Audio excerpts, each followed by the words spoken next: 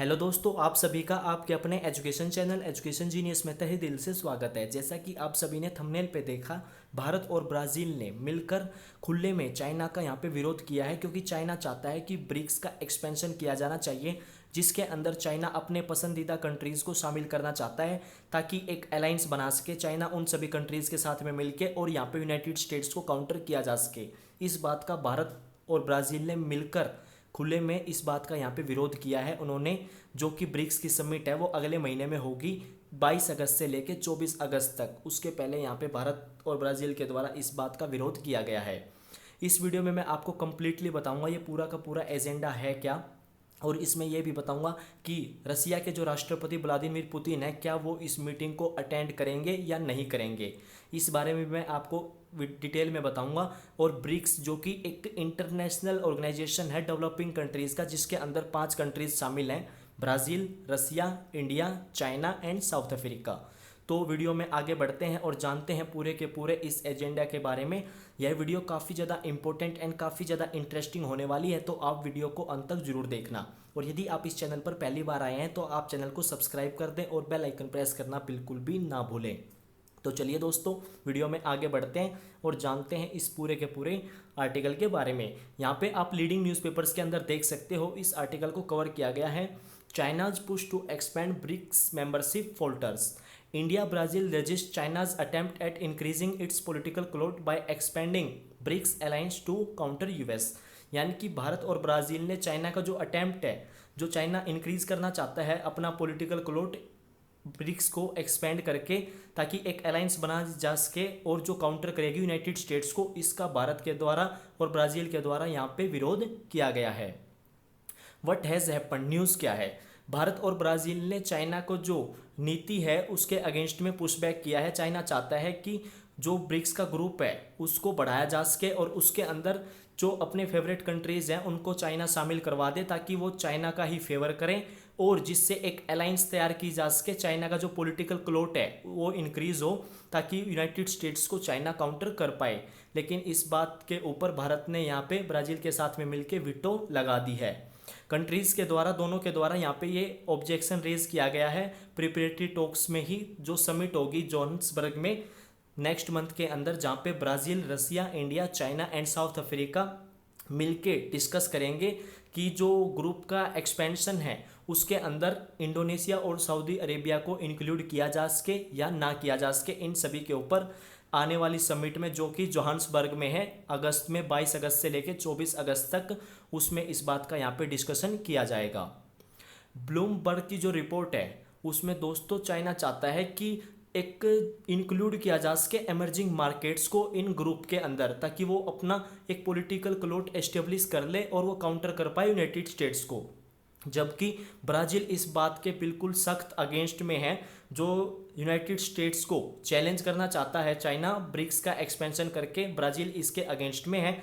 जबकि भारत के द्वारा ये बोला गया है कि स्ट्रिक्ट रूल्स होने चाहिए कि कैसे और कब जो अदर नेशंस हैं जो ब्रिक्स में नहीं हैं, अदर नेशंस, वो कैसे ग्रुप के क्लोज में मूव कर पाएंगे विदाउट फॉर्मली इसको एक्सपेंड करें। जो अदर नेशंस हैं वो इस ग्रुप के क्लोजनेस में कैसे आए, इसके क्लोज कैसे आए, इस बात के लेकर काफ़ी ज़्यादा स्ट्रिक्ट रूल्स जो हैं वो बनाने चाहिए। ब्रिक्स की समिट जो होगी वो साउथ अफ्रीका के अंदर होगी, जोहान्सबर्ग में, 22 अगस्त से लेके 24 अगस्त तक। चाइना ने काफ़ी ज़्यादा पिछली मीटिंग्स में भी रिपीटेडली इस बात का वहाँ पे फेवर किया है कि ब्रिक्स का एक्सपेंशन किया जाना चाहिए। और इसके अंदर उन्होंने कुछ कंट्रीज़ जैसे कि इंडोनेशिया और जो सऊदी अरेबिया है उनको भी बोला कि तुम भी इसको ज्वाइन करने के लिए यहाँ पे रिक्वेस्ट डालो, जिसके बाद में इंडोनेशिया और सऊदी अरेबिया ने इस बात की रिक्वेस्ट भी डाली है ब्रिक्स को ज्वाइन करने की। और इसी बात को लेकर भारत के द्वारा और ब्राज़ील के द्वारा यहाँ पे चाइना का विरोध किया जा रहा है। जो अदर डजन्स ऑफ नेशंस हैं, जो काफ़ी ज़्यादा कंट्रीज़ हैं, वो चाहते हैं कि इस अलायंस को ज्वाइन करें। और फिर जो ये अलायंस को ज्वाइन करेंगे अदर नेशंस, ये वेस्टर्न के लिए एक बहुत बड़ी चिंता की बात बनी हुई है।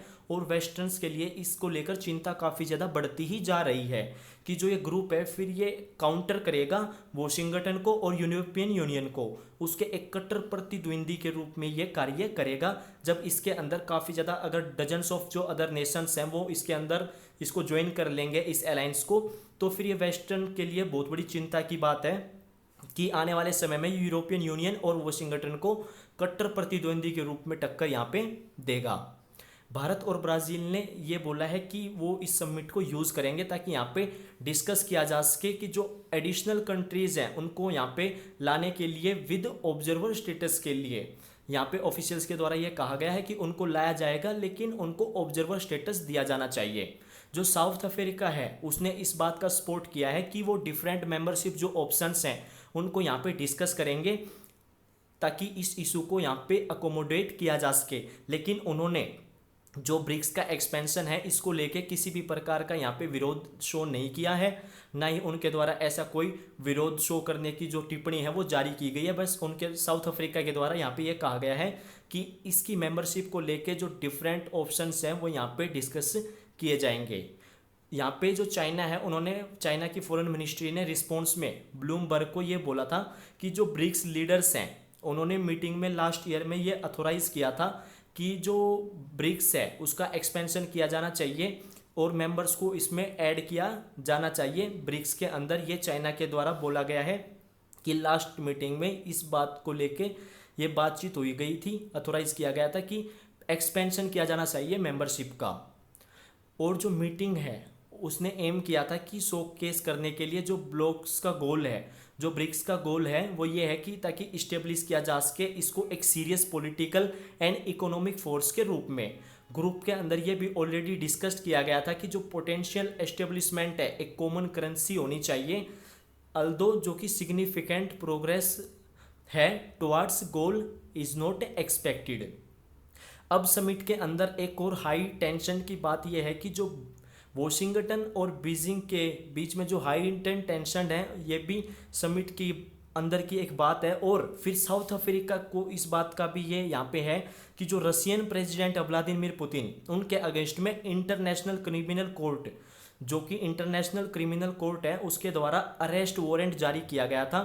और जो साउथ अफ्रीका है वो इंटरनेशनल क्रिमिनल कोर्ट का एक हिस्सा है, उसका मेंबर कंट्री है।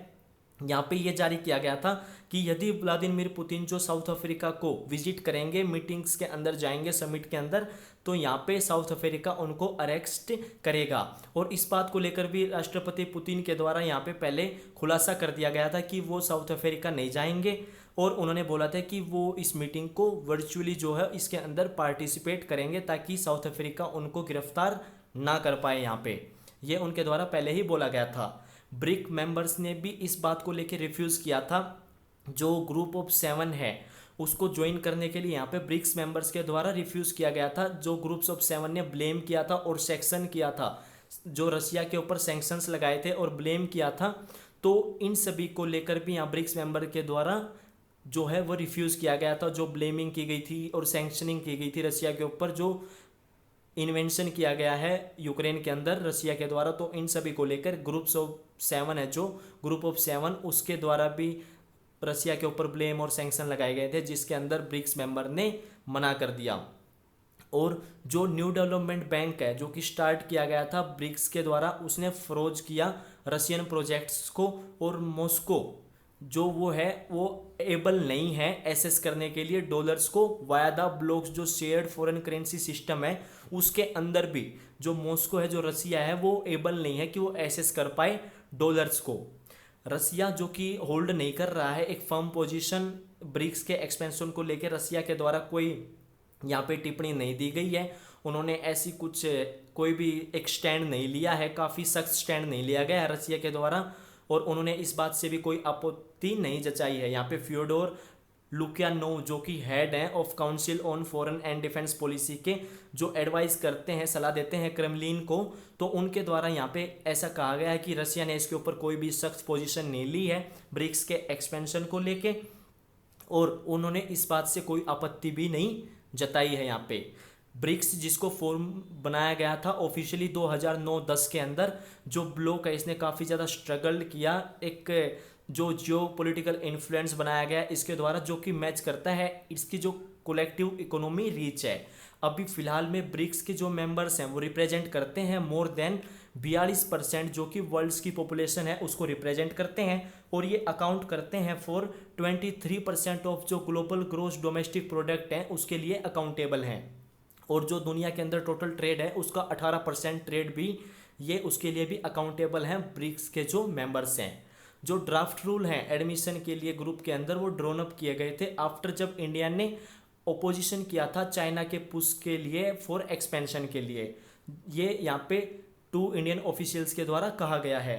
और जो गाइडलाइंस हैं वो एक्सपेक्टेड हैं कि डिस्कस्ड और अडोप्टेड की गई थी ड्यूरिंग द लीडर्स समिट जो नेक्स्ट मंथ में होगी। उसके अंदर यहाँ पे जो गाइडलाइंस हैं और इसके एक्सपेक्टेड हैं कि उनको डिस्कस किया जाएगा और अडोप्ट किया जाएगा जो नेक्स्ट मंथ के अंदर समिट होगी। ये ऑफिशियल्स के द्वारा कहा गया है, वहाँ पे इन गाइडलाइंस को फॉलो किया जाएगा, उनको डिस्कस किया जाएगा।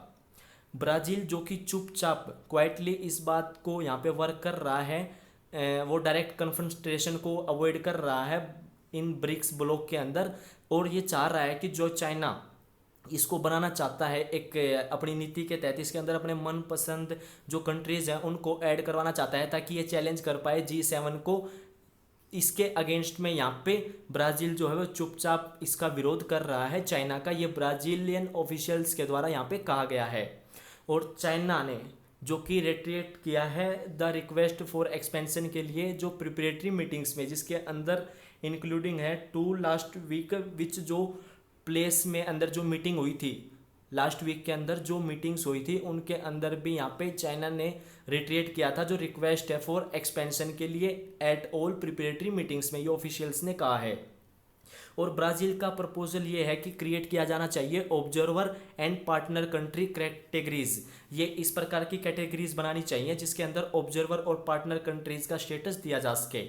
न्यू नेशंस को पहले मूव करना चाहिए थ्रू दिस कैटेगरीज के, ताकि उनको कंसीडर करने से पहले जो प्रमोशन किया जाएगा उनको मेंबर्स के रूप में ग्रुप के अंदर, उससे पहले उनको इन कंट्रीज से यहाँ पे मूव करना चाहिए। ऑफिशियल्स के द्वारा ये कहा गया है। और ब्राज़ील ने इस बात का समर्थन किया है कि इंडोनेशिया को इस प्रोसेस की शुरुआत करनी चाहिए। अब थोड़ा सा मैं आपको ब्रिक्स के बारे में बताता हूँ। ब्रिक्स जो कि एमर्ज हुआ है एक पावरफुल अलायंस के रूप में एमर्जिंग जो मार्केट इकोनॉमीज हैं over the course of 21st century, जो कि कंप्राइज करता है ये Brazil, Russia, India, China and South Africa को। और जो ये इनका एक्रोनियम है ये भी एल्यूड है कि जो ग्रुप है वो काफ़ी ज़्यादा इंक्रीजिंगली बन चुका है ब्रिक्स एंड मोर्टार, जो पूरे वर्ल्ड के अंदर ग्लोबल इकोनॉमी है उसको सपोर्ट करता है। जस्ट इसी साल के अंदर ब्रिक्स का जो ओवरटुक है इसने G7 के ग्लोबल जो GDP कंट्रीब्यूशन है उसको ओवरटुक किया है। और ये ग्रुप पे अकाउंट करता है फॉर ऑलमोस्ट 1/3 जो वर्ल्ड वाइड इकोनॉमिक एक्टिविटीज़ हैं उनके लिए, 1/3 जो वर्ल्ड वाइड इकोनॉमीज़ हैं उनके लिए ये पूरा का पूरा ग्रुप अकेला ही अकाउंटेबल है। और जो ग्रोइंग इकोनॉमिक्स स्टेगनेशन है वेस्ट के अंदर, उन सभी के बीच में ब्रिक्स के द्वारा ये आइडिया भी यहाँ पे फ्लोट किया गया है उनकी ओन ग्लोबल रिजर्व करेंसी का, ताकि जो स्ट्रेंग होल्ड है जो बोलबाला है US डॉलर का उसको बिल्कुल यहाँ पे चकनाचूर किया जाए, जो कि US डॉलर का बोलबाला चलता आ रहा है जब से कोलैप्स किया गया था ब्रेटन वुड्स का, तब से लेके जो यहाँ पे US डॉलर का बोलबाला चलता आ रहा है इसको यहाँ पे बिल्कुल चकनाचूर कर दिया जाए। इस बारे में भी यहाँ पे ब्रिक्स के द्वारा आइडिया फ्लोट किया गया था। तो मुझे उम्मीद है कि आपको इसके बारे में कंप्लीटली समझ में आ गया होगा। वीडियो देखने के लिए आप सभी का तहे दिल से धन्यवाद। मिलता हूँ आपसे नेक्स्ट वीडियो में फिर इंटरेस्टिंग एंड नॉलेजेबल टॉपिक के साथ में। तब तक के लिए थैंक यू दोस्तों। चैनल को सब्सक्राइब करें और बेल आइकन प्रेस करना बिल्कुल भी ना भूलें। जय हिंद, जय भारत।